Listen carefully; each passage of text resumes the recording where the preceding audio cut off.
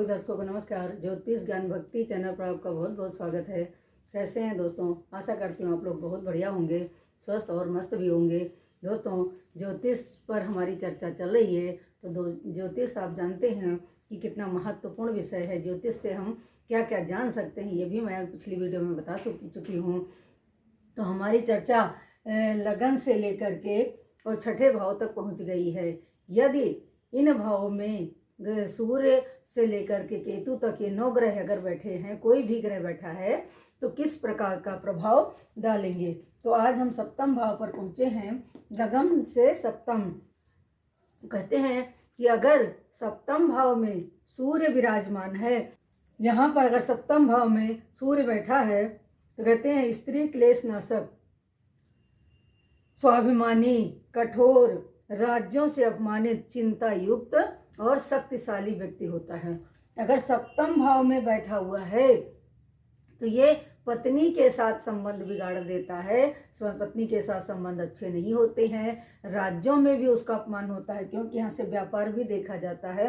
तो राज्यों से भी उसको अपमान का सामना करना पड़ता है। परंतु वो शक्तिशाली और बुद्धिमान व्यक्ति होता है, बहुत ही चतुर होता है अगर यहाँ पर सूर्य विराजमान है।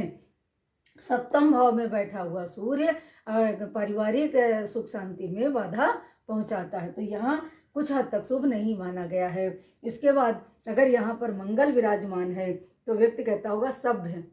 चंद्रमा जहाँ पर बैठता है उस भाव की वृद्धि करता है। लगन से सप्तम भाव में चंद्रमा बैठा है तो व्यक्ति सभ्य होगा, संपन्न होगा, स्त्री पक्ष से उसका सुंदर होगी उसकी पत्नी या पति, जो भी है। दोनों में से स्त्री और पुरुष दोनों के लिए विचार कर रहे हैं। तो दोनों में से अगर यहाँ पर चंद्रमा बैठा है तो वो सुंदर और सुशील होगा, विचारक होगा, प्रवासी होगा, जल यात्रा करने वाला, जैसे नाविक होता है या और कोई समुद्री यात्राएं जो करता है।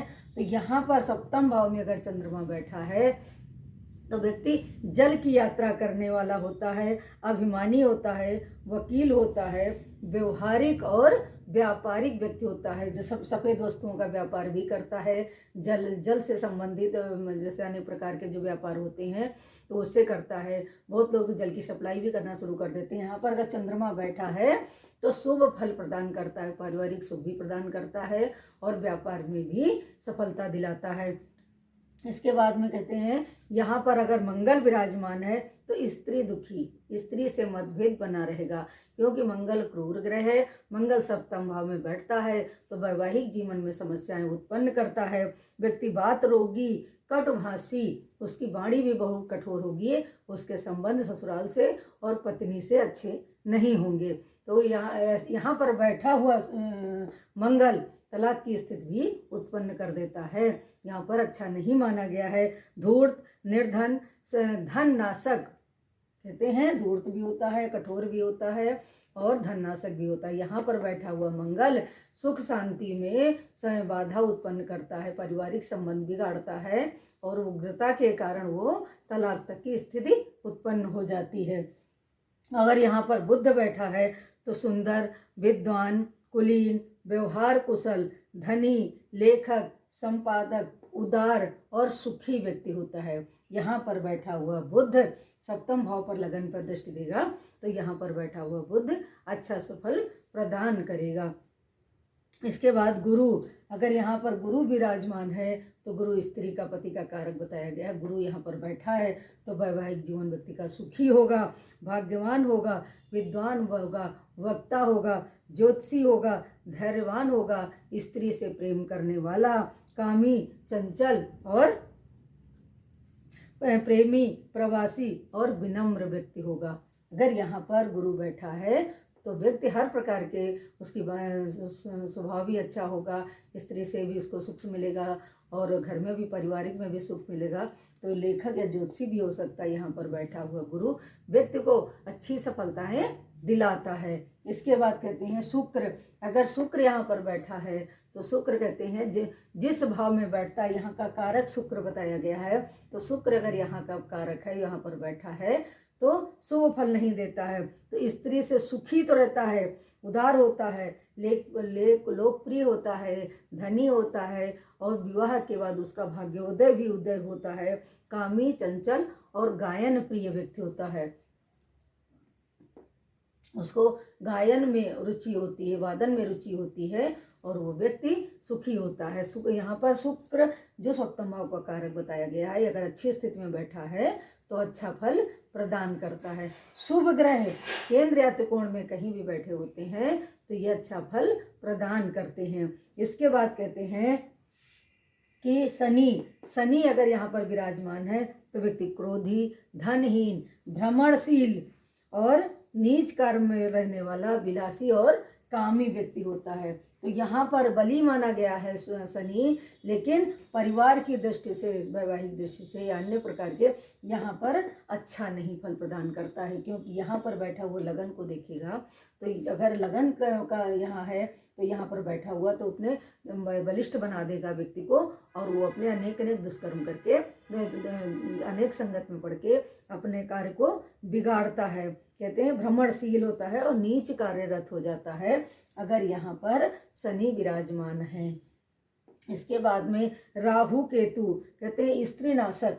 राहु यहाँ पर बैठा है तो स्त्री के लिए और पुरुष दोनों के लिए कहा गया है कि स्त्री नाशक, भ्रमणशील, वात रोगी, व्यापारी, धन से हानि, लोभी और दुराचारी व्यक्ति होता है। सप्तम में बैठा हुआ राहु अगर अकेला है तो सप्तम भाव को बिगाड़ता है।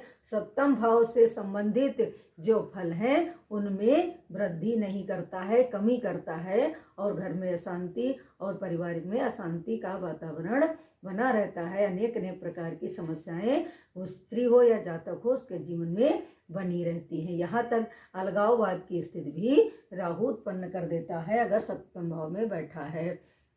इसके बाद कहते हैं केतु मंदमती, सुखहीन, धूर्त और दुर्गुणों में लिप्त रहने वाला व्यक्ति होता है। राहु, केतु, मंगल, सूर्य, ये शनि अगर ये सप्तम भाव में बैठे हैं तो समझ लीजिए ये सप्तम भाव का नाश करेंगे, और सप्तम भाव से संबंधित व्यक्ति को अनेक अनेक प्रकार की समस्याओं का सामना करना पड़ेगा, कष्टों का सामना करना पड़ेगा, अशांति का वातावरण बना रहेगा। तो शुभ ग्रह यहाँ पर शुभ फल प्रदान करेंगे और अशुभ ग्रह तो अशुभ फल प्रदान करेंगे। लेकिन जब हम विश्लेषण करेंगे तो सबसे पहले यहाँ ये देखना होगा कि यहाँ पर राशि कौन सी है, तो किस राशि में बैठा हुआ ग्रह हमें किस प्रकार का फल प्रदान करेगा, वो भी इसमें बताया जाता है, उसमें विचार किया जाता है। तो उससे फिर पूरा सटीक विश्लेषण किया जा सकता है कि ये ग्रह हमें किस प्रकार का फल प्रदान करेंगे। तो दोस्तों सप्तम भाव तक हमारी चर्चा हो गई है।